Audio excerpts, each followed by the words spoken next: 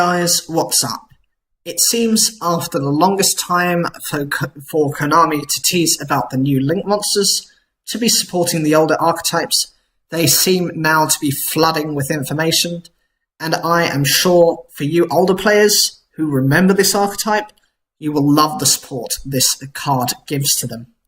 Archfiends finally return to their heritage of dice rolls and life point payments. This is the new Perpetual King Archfiend. This is a Dark Fiend, Link 2 Link monster with 2000 attack, and its link points are bottom left and bottom right, and it requires 2 Fiend monsters.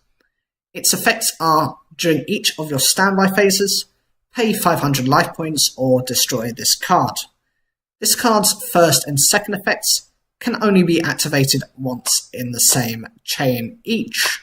Firstly, if you pay life points, you can send from your deck to the graveyard 1 Fiend monster whose attack or defense equals the paid amount. 2. If a Fiend monster or monsters are sent to the graveyard, you can roll a 6-sided die once and apply one of these effects, to one of the sent monsters, depending on the result. 1. Add it to the hand. Between 2 and 5, shuffle it back into the deck. Or 6, special summon it. Now, as for the card itself, the attack stat is quite decent, considering that it only needs 2 monsters. This means it has some stayability. The requirements are necessary, as if it did not require Fiends, it would be too generic a card. You know, it's supposed to be for Fiend support, more so for this dice roll effect, but, you know, it can support other Fiends along the way. The cost of keeping the monster on the field can not only work with the Archfiend deck, but it helps to trigger its first effect.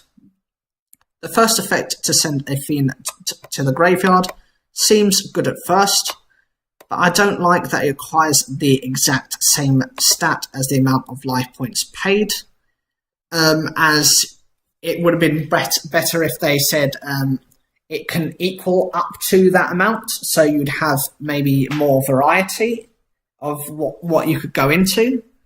This means at the moment you are very limited as to what you can use this for, as most of the life points can only go up to 1000, courtesy of good old imprisoned Queen Archfiend. This is a problem, as you cannot rely on this card to search much of anything. The only way this effect could be made to be improved is if they increased the usability with better Fiend support, as they don't tend to be strong effects from Fiend monsters whose stats are limited to that amount. The second effect can be triggered as a result of the first effect, and so for a sense of completeness, this is what that provides.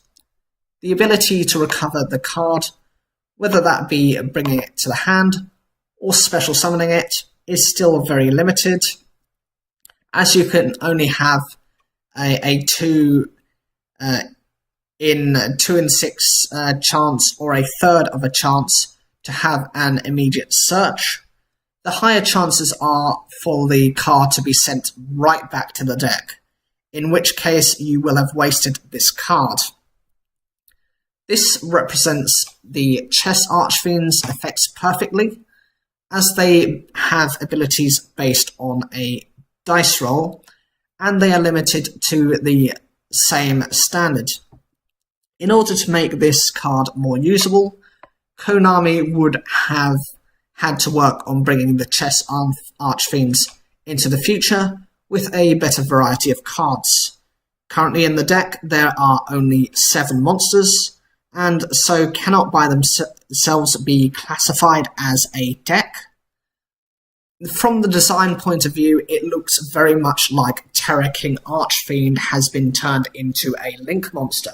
You can tell this by a couple of ways. The design looks very much like he's had some sort of evolution, perhaps, and obviously from the attack stat itself, Terror King Archfiend had 2000 attack and 1500 defense, and so in that respect it mimics it almost perfectly.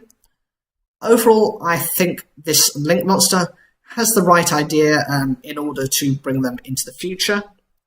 However, I fear the downside is there is far too much disadvantage to them without reason, for obviously because at the moment they're such an old archetype, they are so bad. I feel they need something to make them more consistent, something that is able to force your dice roll or enable you to improve your chances, much the same as second coin toss does for coin flip effects. As a final point, for those players who don't know what the chess Archfiends are, they are a small series of Archfiends that work based off of life point cost. Yeah, actually I already knew that. And I also know that to keep those Archfiends on the field, you've got to pay life points during every standby phase of your turn. However, they have effects that give you the chance to avoid certain effects from damaging them. A good example being Terror King Archfiend. It lets you roll a dice in response to when it is being targeted by a card effect.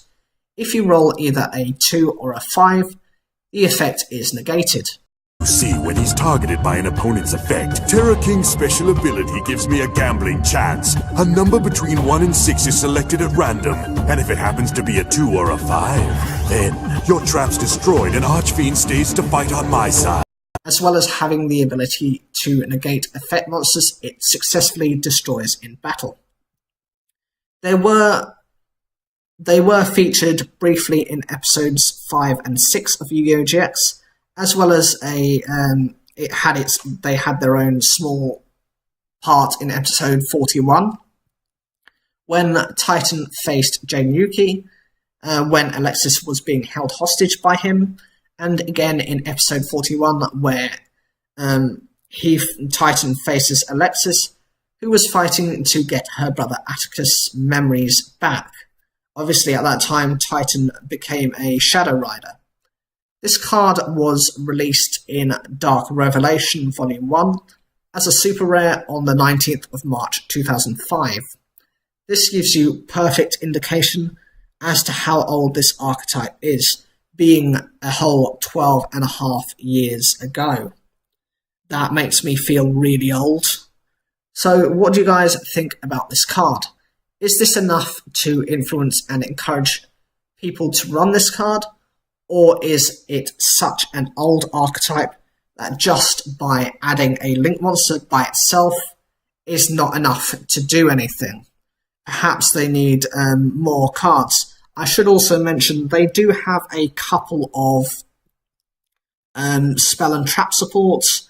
They have Battle Scarred, which forces not only you to take the life point cost damage to pay for them to stay on the field, but it forces your opponent to take that same damage. They have the field spell Pandemonium, which stops you from taking their life point damage. And they have Pandemonium Watchbear, which protects the field spell Pandemonium. And I'm sure they have another card which forces your opponent to take only the cost and not yourself. Leave your comments down below, like the video if you enjoyed it, subscribe, click the bell for notifications, and as always, thank you for taking the time to watch this video.